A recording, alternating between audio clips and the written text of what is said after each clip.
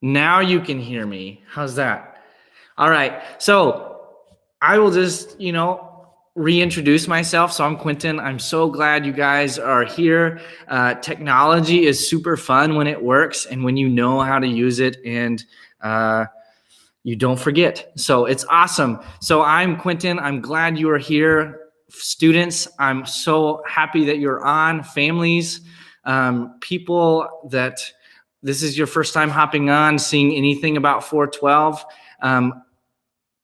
welcome. This is going to be a super awesome night.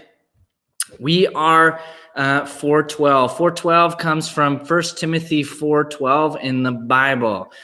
And it goes a little like this. Don't let anyone look down on you because you are young, but set an example for the believers. And I don't know if you guys can type this out. First ones that do all five: in speech, conduct, love, faith, and purity. So this is who we are as a youth group. This is who we are as Christians, as believers. But if you are hopping on and you're like, what in the world is this Jesus thing? Or I don't know about my faith, that is okay, because you belong here. We are just going to have fun tonight. But if you're hopping on as a Christian, this is who we are. So I want to set this, I want to set you guys up for a win. So in the comment section throughout the evening, throughout what we're going to be talking about, if you guys can stay on track, not going way overboard, I want you to comment. But if you're causing people to miss out on things, make sure you're being good with that. I've told some people in small group 2 rules: don't be a jerk and don't talk over people. So we're just going to do that on live too. It's going to be great. All right. So our game for today. Okay, I want to explain this well before we do it. So I want everyone to grab their phone. If you are watching online by yourself, awesome. If you are watching online with a friend, perfect. If you're watching online with a family, great. But I want you to take a picture of yourself and whoever else is watching. You can't take a picture by yourself, okay? You can't take a picture by yourself. If you're the only one watching, you have to create a friend. If there's a potato sitting on your coffee table, I don't know why there would be, but grab it and put that in your picture. So in just a second, I will put on a video, 60 seconds, for you to take a picture of you and the other people or objects or whatever in the most, what would that be? The most awesome, most creative picture that you send us will win a prize. And this prize, I know, so if a lot of us have been home a lot, and so a lot of us have been, including myself, cuddled up on the couch with a blanket. And so our prize, I will be sending you in the mail a tortilla blanket. And I am so excited because I want this, but I can't send a picture of myself doing this. So I will give you 60 seconds. While I'm talking, grab some things, take a picture, the most creative picture you've got, and I will announce it after we get off of live. And I'll put it on our social media on Instagram and Facebook, and I'll put the picture on there. Okay. So be aware, it's got to be appropriate for social media, but it's got to be super creative. Okay. If you guys are ready,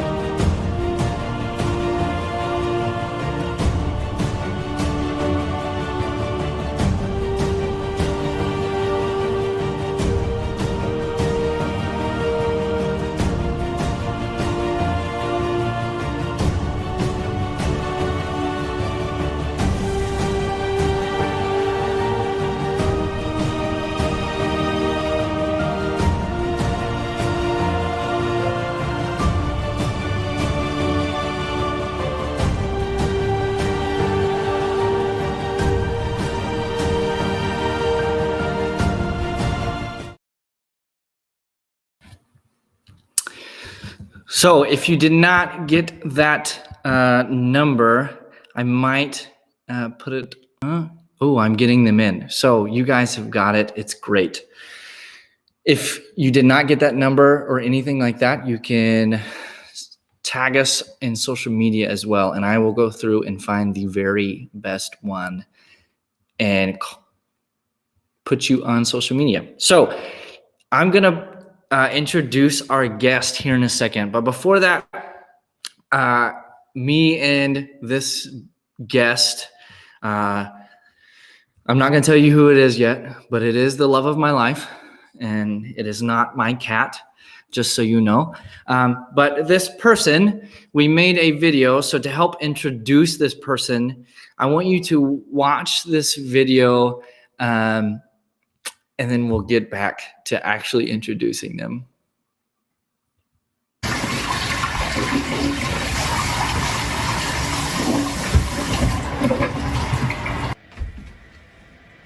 Honey, what are you doing?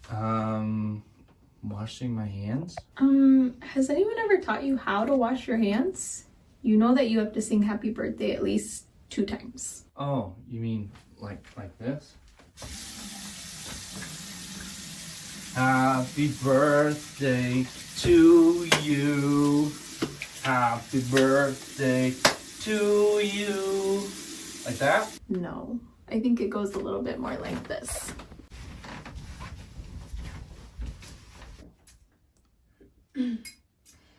Happy birthday to you.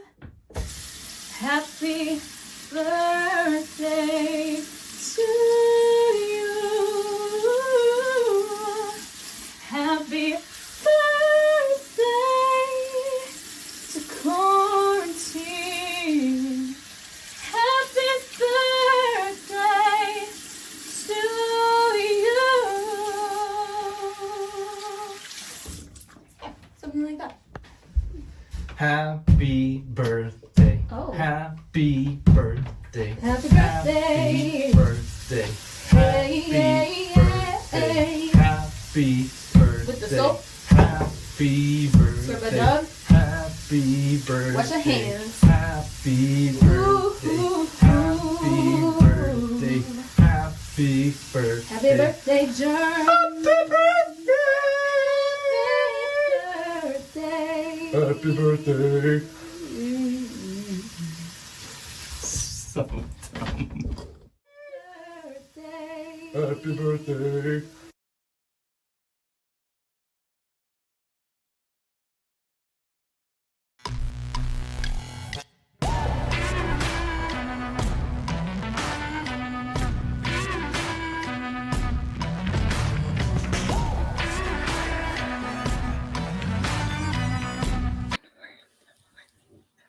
So we are live. Just so you know, Maddie on Sundays, so she leads our worship team, and she usually takes a video audition. That was mine and Katie's video audition. So, if Maddie, if you're watching, just let us know if we made it on the worship team or not. You're probably gonna get it. So You can tell by the end of that video, I can stay on beat. I've got all the soul in me, and that is not a Ginger joke at all. So I have 2 souls. I have 2 shoes on. So yeah. Perfect. So we're going to talk about week 3 of Stronger. But before we get into anything, we kind of wanted to talk about some things that we both can't stand. And I wanted to start off by one. If my mom sees this, just so you know, Mom, your taste buds are messed up. I cannot stand licorice. Like candy, what? licorice is the best. the worst thing in the world. I hate it. Yeah, I think I can't stand people who they have to have a show on or a show ready in order to eat their food. Quentin, I'm just saying, it's really annoying. You pray for your food and then you get to eat. You don't have to find the perfect show. Just start eating. So there's I'm not the only person like this. You know, this is part of one of those nurture things. My dad's this way. If we're sitting down on the couch to eat at all, ice cream, dinner, whatever it is, a show has to be playing for me to actually eat. No. It's normal. No. One other thing that drives me up a wall. I don't have an anger issue, but when people when you're driving on the highway and they're on the left side and they're going slow and you can't pass anyone because they're in the passing lane going super slow. Mm-hmm. Oh my gosh. Yeah. Talk about, what is that? What is that called? I don't know. Driving angry. Just being a dum-dum. I don't know. Also, I have one more. When this actually happened to us last night, whenever you are doing a puzzle and you are like almost done with the puzzle and then you find out a piece is missing. And that happened to us last night. We're missing one piece to our puzzle. So it's tragic. It was the worst. We actually we're missing two. And then I found one under the fridge that our cat hid under because she's the worst. Mm-hmm. I think there's one other that people, okay, I'm on the side that I like it. And I think I posted this last weekend on social media talking about pineapple on pizza. Okay, comment on the section. Who likes that? I absolutely love pineapple, like Canadian bacon with pineapple. So good. All right. It drives me nuts when people hark and gripe about pineapple on pizza. I love it so much. And it's probably not, it's whatever. But what's something you can't stand? Like, it can be so small or it can be something pretty big. In the comment section, I'm just going to put it in there. Be nice. Okay. No roasting each other. No roasting each other. And sometimes, let's be honest, like, it's fun to hate things sometimes. Like, isn't it? Like, sometimes I love to hate on licorice. I hate it so much. And I love to say it. I love to say that. I don't know. And sometimes we just have fun, but sometimes it kind of goes overboard in the midst of that because we end up doing that to people. Yeah. So, like, have you ever ganged up on someone? And I think I've been on both sides of that. Mm-hmm. One side is being ganged up on is not easy, is not fun. So Katie, I don't know if did I actually say your name when I introduced you? Yeah. Hi, I'm Katie. Oh, wow. I'm a great husband. Yeah. So this is Katie, if I didn't actually introduce her. It's me. So why do you think people tend to gang up on each other? I think it's because of mob mentality.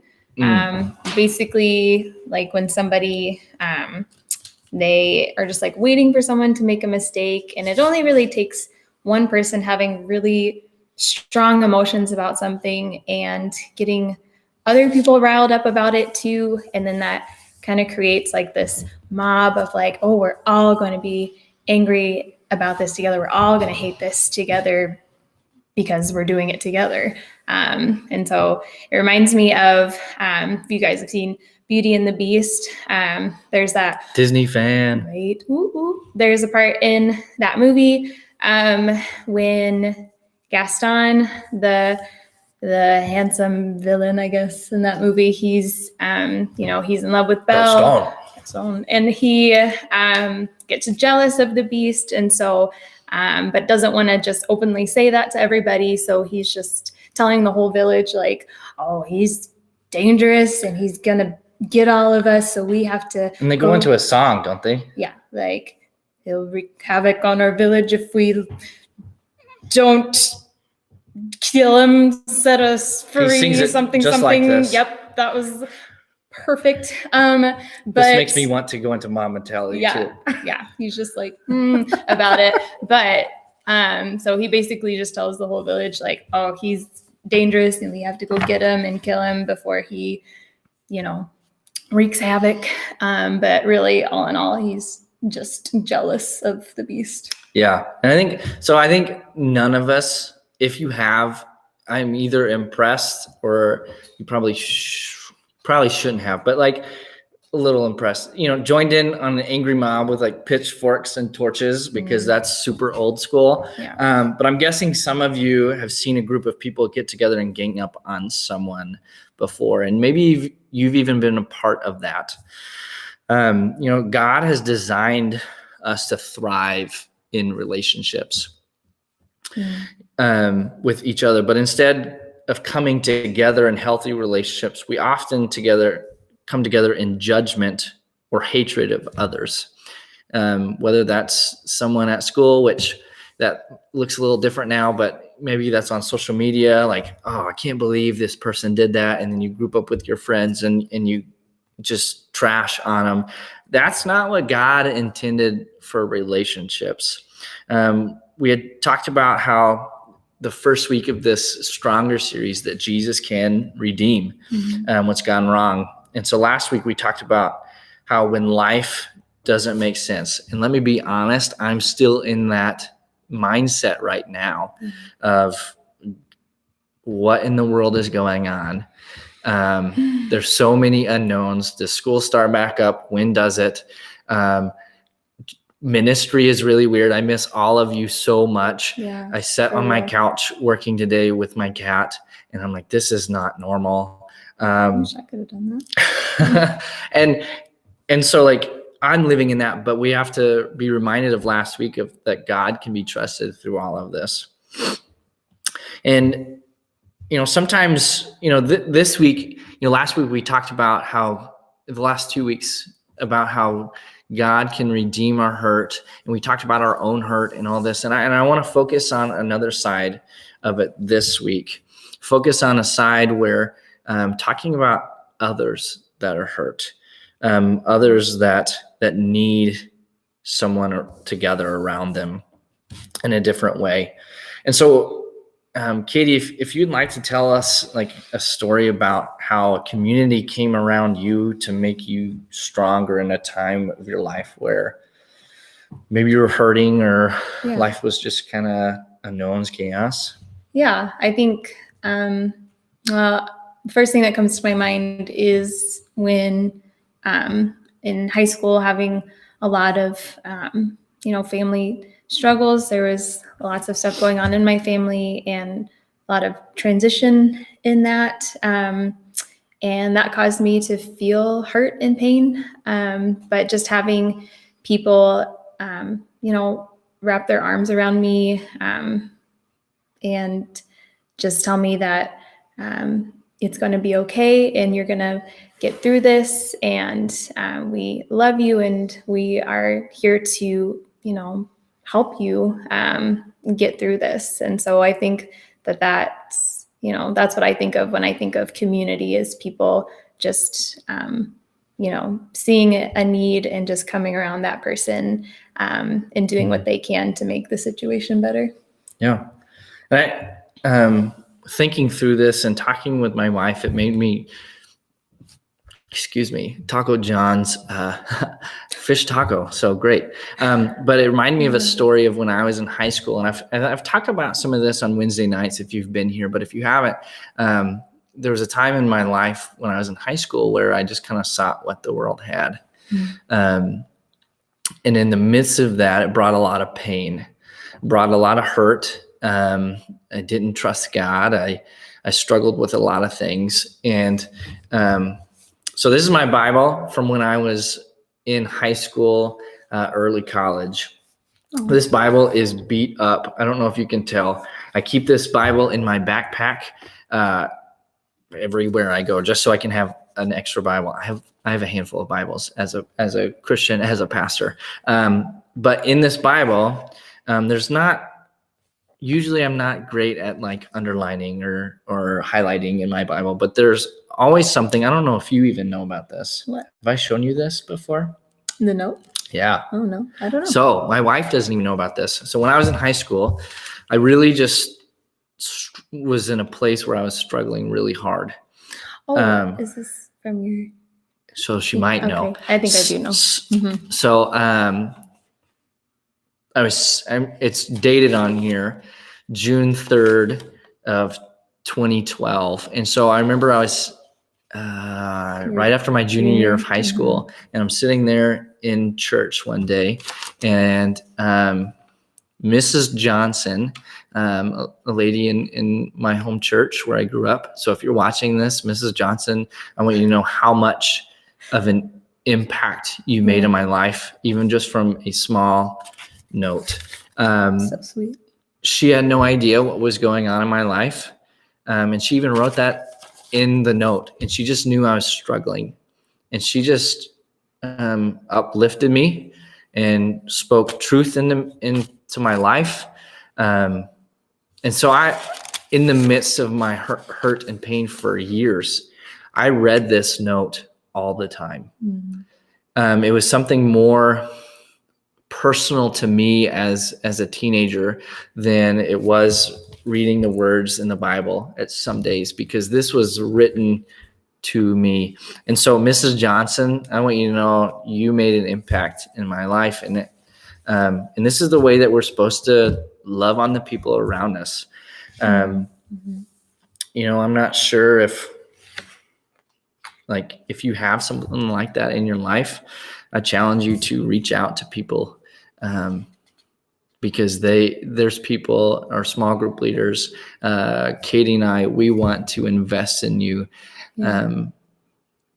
Like Mrs. Johnson invested in me by just even like a simple note.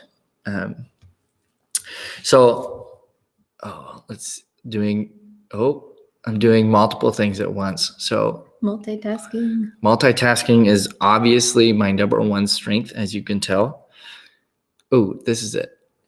So have you ever made it through a hard time because of the people who gathered around you? What happened? And so I challenge you, you don't have to put the whole thing in the comment section, but I think even writing something out, like a sentence of even saying like, thank you to this person that invested in my life, just so people that are watching now that are in the chat can see like, oh, like they have someone that invested in them, and giving them confidence to do that as well.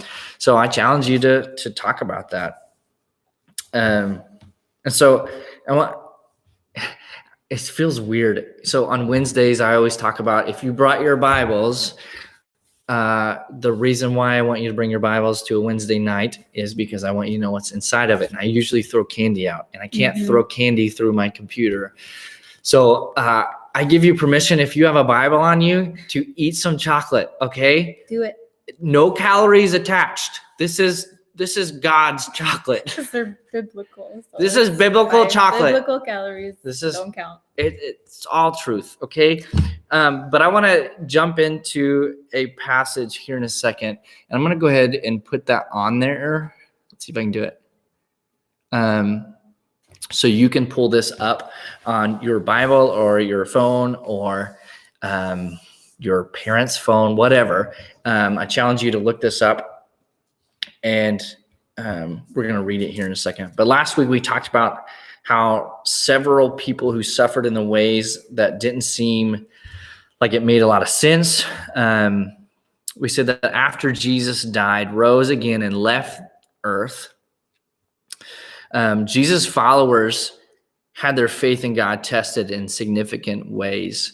We looked at a letter from Peter to some of the fellow Jesus followers.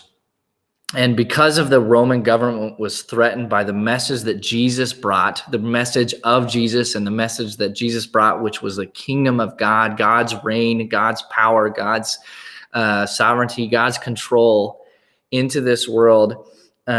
Because the Roman government was threatened by this, Jesus's followers were captured, imprisoned, tortured, and killed, which does not make sense. Why does this happen if they are Jesus followers?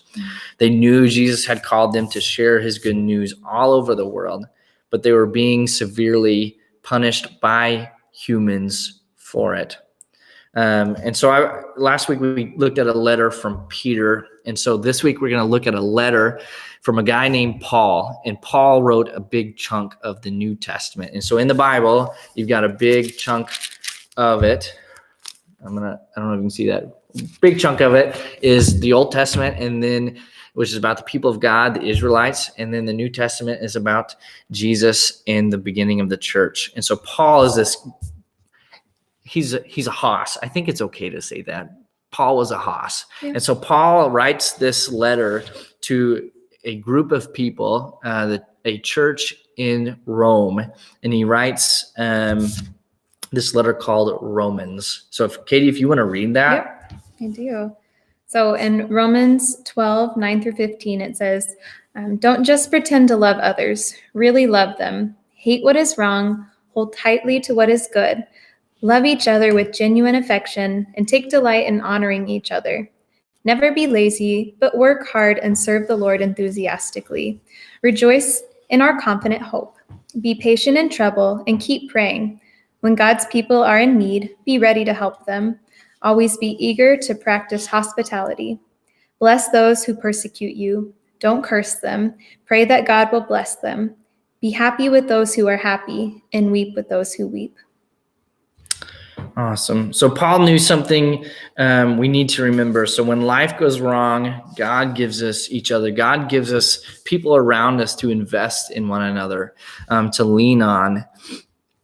When someone in our life is hurting, grieving, or experiencing, a big failure, how should we respond? Will we ignore them? Will we just push them away? Will we pile on in judgment or anger? As we've seen, some of us can do some mob mentality and go at that, or will we gather around them in love? And so when someone is hurting, how can we make sure we help them in the ways they want and need to be helped, and not just in ways we think they should be helped? Yeah. And I think that's a little tricky. I don't know if you have anything to add to that. I might give you a second to think about it, because she's an introvert and I'm an introvert too. So we have to think internally first. But I think one of those things would be not just like jumping on it and like, oh, they need that. I think they need that, so I'm going to do it, which they honestly might need this thing over here. So one thing of advice I would give would be, I don't think it's wrong to ask, hey, what do you need? Yeah. I think cluing into their needs and, because it's sometimes it could work to think like, oh, what would I want in that situation? But, that's not always the right, route to go. So I agree that just going to the source of like asking what they need. And, if they respond with, because sometimes people do, of responding with like, oh, I don't need anything, because maybe they don't know what they need.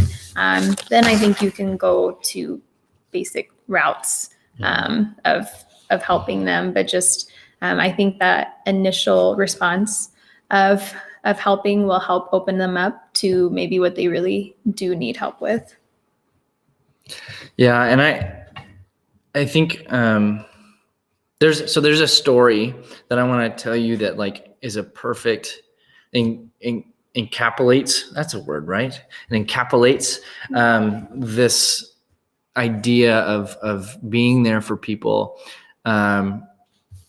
being there for not even just like our best friends, but being there for people that we might call our enemy or someone that we don't necessarily like. How do we love on them when they are hurting? Because I think Jesus calls us not just to love our buddies and our family, but even the person down the street that like smells bad and we, everyone rags on and mob mentality on them and they're either annoying or whatever. Jesus calls us to love on them as well. And so this story I want to tell you is about this softball game. And I don't know if you've heard this before. It's a super awesome story. It's about, where'd her name go? I want to give you, Sarah. I'm not going to butcher her last name. I will. Tucholsky. That's a word. Tucholsky. Tukolsky? Sarah Tucholsky. And so they were playing, imagine this game, a softball game. It's not just like a small mid-season game. They're playing to I think go for the conference championship. And this is a big game, okay? And so I think there's 2 players out on the bases and they're down, and the senior has never hit a home run, and her goal was to hit 1 home run that season. And she hops up on the plate and she's ready, and she nails the ball out of the field. I don't know if you've ever had anything like that, like just this like moment in sports or singing. I don't know. I didn't sing, and as you can tell from my video earlier, but like sports, I would just get hyped up. And so I don't know if you've ever had a moment where you hit a home run, hit a buzzer beater, whatever, but man, you're hyped, right? Mm-hmm. And so she's running and she misses first base. So she didn't touch it with her foot or whatever. And so she turns, and when she turns, she jacks up her knee and tears her ACL. And so she's laying on the ground. I mean, she's not going to get tagged out because it went over the fence. Home run. Well, the rules are her teammates can't touch her. They can't pick her up. And so they're in a predicament of, well, what do we do? You know, that she just hit this home run. And so the most amazing thing in the world, these 2 players from the other team, and one of those players had the most home runs in their whole conference, like hit a record. And they go over there and they ask the ump, I think that's the baseball term. I was not a baseball player, softball player. So the ump, or they ask the ump, hey, can we pick her up? Like, can we? Like the umpire? Yeah, okay. The ump. And can we pick her up and we do that instead? And he's like, well, yeah. And kind of like taken back, like, you're the opposing team. Like, if you do this, you might lose the game. But her and her teammate on the opposing team, 2 of them go over there and pick this girl up and carry her. And I've got a picture of it. It's super awesome to see. You see this picture of these 2 girls in the opposing team carrying her to each base. And then when she gets to the home plate, they set her down. And it was, if you've not ever seen or heard this story, I challenge you to look this up. It's a super awesome story. I was watching it earlier and I was showing Katie this story online, and she's like, who's cutting the onions? Because it's an emotional story. Just emotional.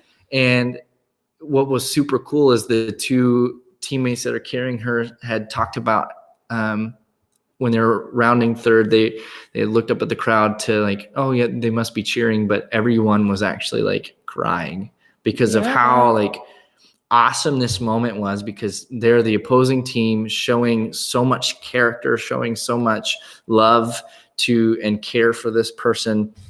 They didn't just pretend to care about this girl. They really cared. They honored her, like we talked about in this passage in Romans. They honored her. They practiced enthusiasm, joy, hope, patience, and hospitality. They celebrated her in her victory. The girl that tore her ACL, she just told her thank you. And one of the girls was like, you deserve this. You hit a home run. Like, you deserve, Katie's about to cry now. Like, you deserve a home run. And I think why the people up in the stands weren't just like full on cheering or whatever, it was so emotional because they knew that we're designed to do life together. You know, we all win together. We grow stronger together. We build character together. We all model hope, joy, and selfless love to the world around us together. And so this picture right here of these 2 girls right here, like, this is the picture of what it looks like to be Jesus to not just our teammates, but to the people of the opposing team, the people that we should hate. This is what it looks like to come around those that are hurting. And so in the midst of in the midst of our time right now, like there's so many people in our community, your friends, your family, that are hurting, that I don't know what to do with all of this. I am so bored out of my mind at home, and they just need someone to talk to, or they're feeling these anxieties, fears, and they just need someone to come around them. And so I want to end tonight by two things. Before we do those two things, I want to give you a couple announcements. Sunday at 7 p.m., we have a Zoom small group meeting, or not a meeting, small group party. We're going to have small groups. We're going to get together, and I'm going to, if you're watching this, you're going to know this before I put it on social media, but I want you to bring your pet, and you're going to show off your pet. And I will bring our cat. Yes. Yes. So you will, that is on our website, ffnas.org/ministries/youth. I will put that all on social media. It's on Sunday at 7 p.m. It'll be super awesome. I get to see some of your faces. It is going to be so much fun. So bring a pet. If you don't have a pet, paint a potato and name him Frank. I want one person to do that. Another thing, I will be announcing the winner here in a little bit on our social media for sending those pictures in at the beginning. So I want to end now with two things. I'm going to put a video up, and I think it's a 3-minute video. And it's challenging if you're sitting at home or wherever, in your backyard, in your dog pen, whatever, by yourself. I want you to do this. I want you to do this by yourself. But if you're watching this as a family, this is an awesome opportunity to do this as a family, because we're called to grow each other as a family together, like stronger. This is a perfect opportunity to grow closer with one another, but also grow closer with God as a family. So I'm going to play a 3-minute video asking you, either you or you and your family, to pray over those that are hurting that you know, and to pray for those that are hurting in our community. Because I think we should rally around one another in our community, not just as people, but as Christians, as people that know the love of God, to help the people that are hurting to know the love of God as well. So after that video ends, I will put up I'll put up a picture that has an image that has a passage on it. It's one verse. And then there's a question at the end. Same thing, if you're by yourself, I want you to read this and reflect on this verse, or reflect on that question by yourself. But if you're with your family, with friends, I challenge you to do that with them. This is a perfect opportunity to grow closer. So Zoom meeting, small group party on Sunday. Watch for the link on social media, and then also I will announce the winner of the picture, the awesome picture, here shortly. Yes, so excited. I would usually end with prayer, but I want you guys to pray. So we will see you on Sunday in our small group stuff. So we love you. We thank you for joining us tonight. You guys are awesome. We just ask that God will bless you this week. Stay for this video in this passage.